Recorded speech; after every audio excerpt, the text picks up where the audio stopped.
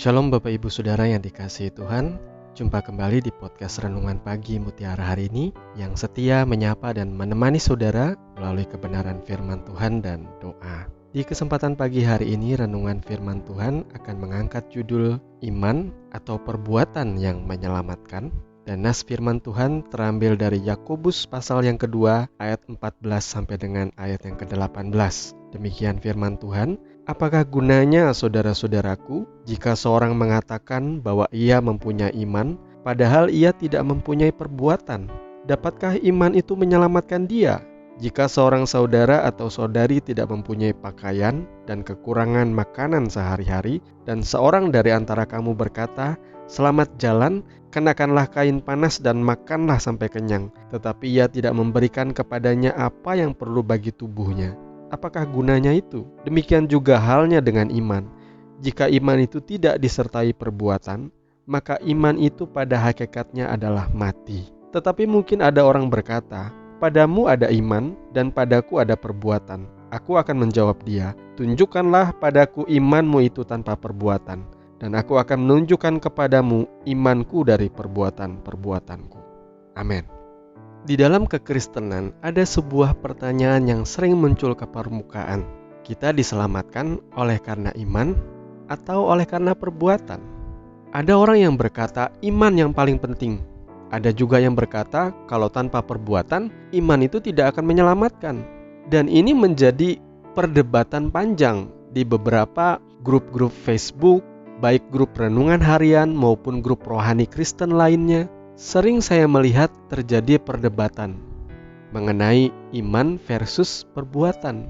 Dan surat Yakobus ini pun seringkali jadi pembenaran bagi mereka yang mengatakan bahwa pada akhirnya perbuatan orang jugalah yang menentukan ia diselamatkan atau tidak. Padahal pemahaman di dalam kitab Yakobus itu tidak seperti itu. Makanya di dalam sejarah, seorang Martin Luther, orang yang sangat saklek keselamatan itu oleh semata karena iman, dia sempat ingin mengeluarkan surat Yakobus itu dari kanon Alkitab kita. Karena dia pikir penulis surat Yakobus ini jelas-jelas sudah salah dengan mengatakan bahwa perbuatan itu menyelamatkan.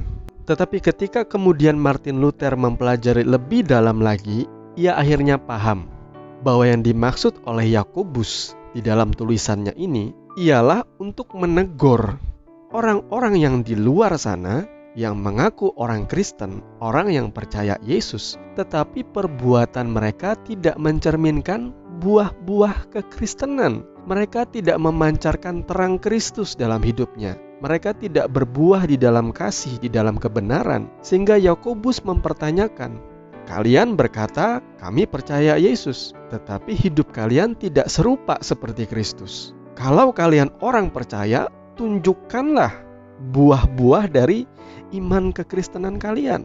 Kalau kalian adalah orang-orang yang percaya kepada Yesus, hendaklah kalian berbuah sesuai dengan benih ilahi yang ada di dalam hidup kalian.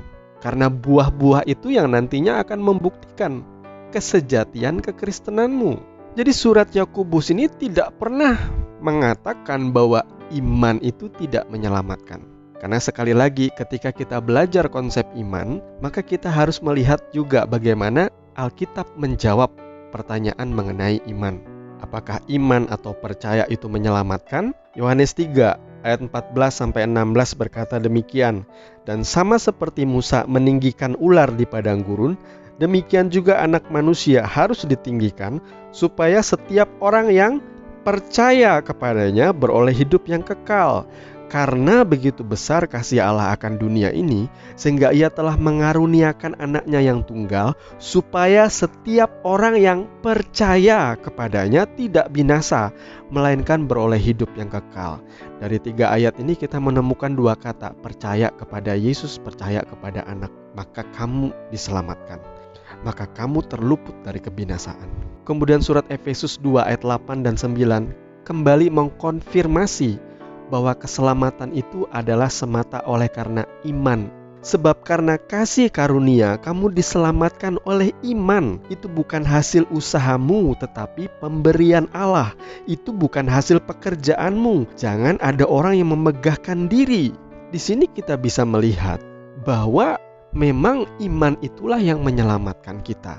Seandainya kita ini bisa dibenarkan, diselamatkan oleh karena perbuatan, maka Yesus tidak perlu turun menjadi manusia.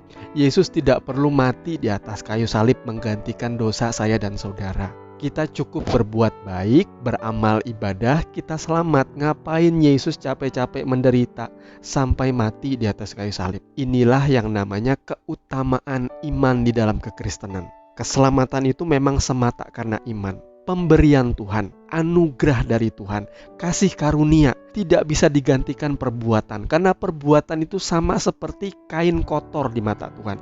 Saudara, sebaik apapun, saudara tidak akan pernah bisa membeli surga. Karena hanya empunya surga yang mengenal saudara. Oleh karena saudara mengaku ia Tuhan dan Juru Selamat di dalam hidup saudara, baru saudara diperkenankan masuk ke dalam kerajaannya. Sekarang kita hubungkan antara iman dan perbuatan. Sebagaimana firman Tuhan di dalam Matius 7 ayat 7 dan 8 itu mengatakan setiap pohon yang baik itu akan menghasilkan buah yang baik. Di sini kita ditunjukkan konsep kesejatian iman. Kalau orang yang punya iman Kristen yang benar, percaya kepada Tuhan Yesus, maka dia akan membuahkan perbuatan-perbuatan yang juga sejati. Karena Tuhan menghidupkan roh kita, dan dia memberikan kita benih ilahi di dalam hati kita, sehingga kita akan menjadi orang percaya, itu pasti akan berbuah, buah di dalam kebenaran. Jadi kalau seorang mengatakan dirinya Kristen, percaya kepada Yesus, tetapi tidak ada buah-buah kekristenan, tidak ada buah-buah pertobatan,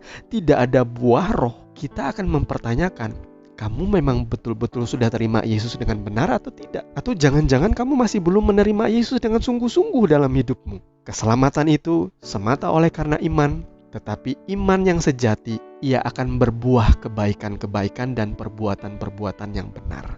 Tuhan memberkati firman-Nya. Mari kita berdoa.